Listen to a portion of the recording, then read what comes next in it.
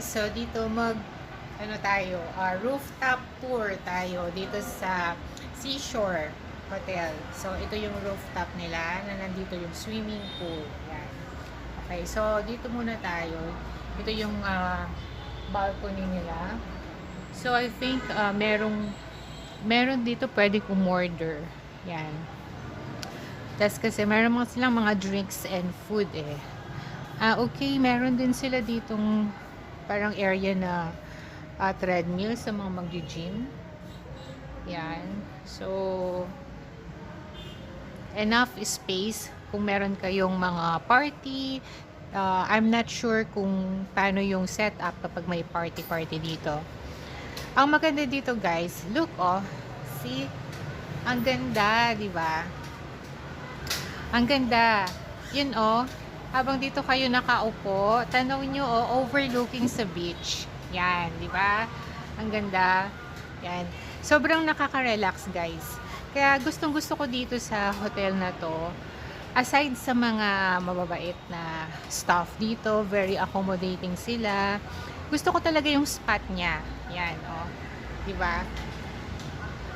Sobrang nakaka-relax. Ngayon walang nagsuswimming, guys. Parang gusto ko mag-swimming kaya lang hindi ako pwede dahil meron akong dinner out with my friends.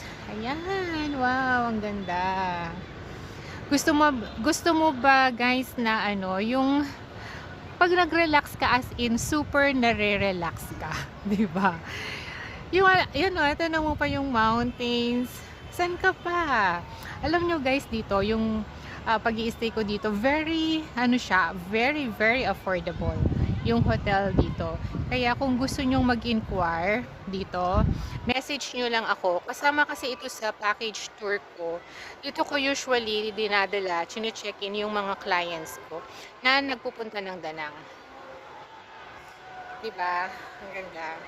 Tapos dito, yan syempre kasama na, free naman yung swimming dito. You know, upo-upo ka lang dito. Yan. So, kwentuhan pa kita regarding sa pagpunta mo dito sa Vietnam, no? Kung bakit ka ba pupunta dito sa Vietnam, anong ma-expect mo. So, dito sa Da Nang, different location siya, di ba, sa Vietnam.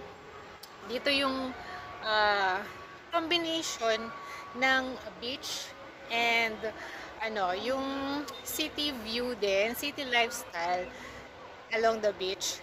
Plus, guys, yung dito, yung ang dami mong mapupuntahan talaga na malalapit lang. Kasi 30 minutes from here,